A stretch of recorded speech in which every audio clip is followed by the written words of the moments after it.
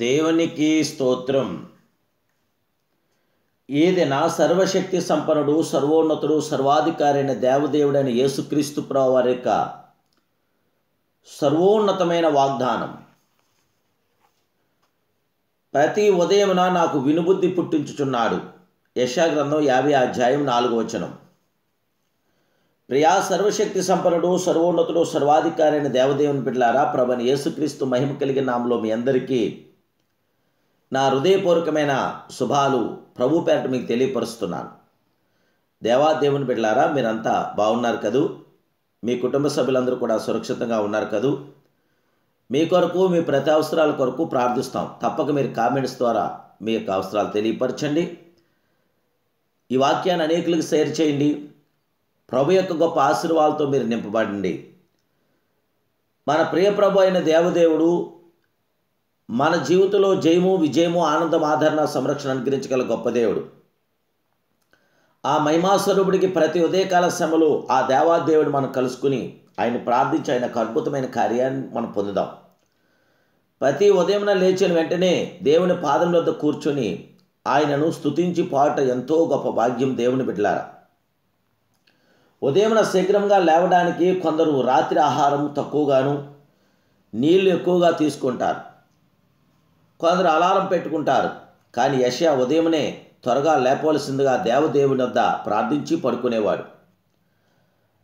ఆత్మ ఆయనను ఉదయమున లేపి దేవుని మెల్లని స్వరమును బుద్ధిని పుట్టించడం.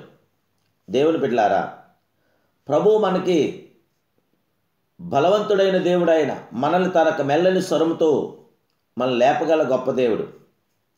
ప్రతిరోజు దేవుడు యెషయాను ఉదయంనే లేపి ఆ రోజంతా ఏమి చేయవలనో బోధించాడు.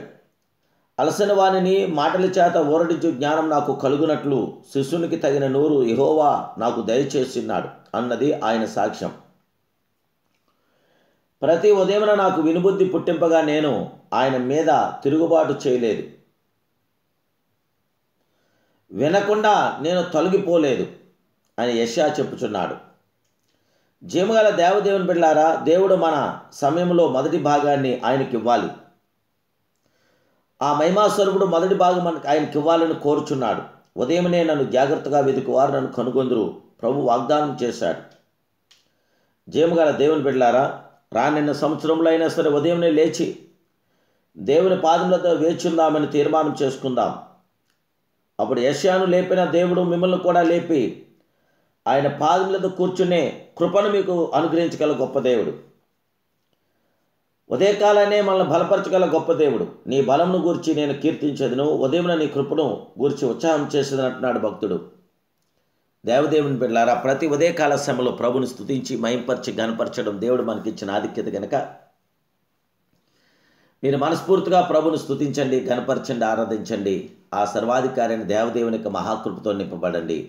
ఆరాధనీయుడైన దేవదేవుని మనస్ఫూర్తిగా ఆరాధించండి. అశాశ్వత లోకాన్ని మీరు ప్రేమించదు, శాశ్వతుడైన దేవుడి మీద ఆధారపడండి. ప్రభు తప్పక మీ జీవితంలో విజయం అనుగ్రహించగల మనోహరుడు, మహోన్నతుడు, పరిశుద్ధుడు, పరిపూర్ణుడు ఆయనే. ఆయన శాశ్వత కృప మీతో ఉండుగాక. ప్రార్థన.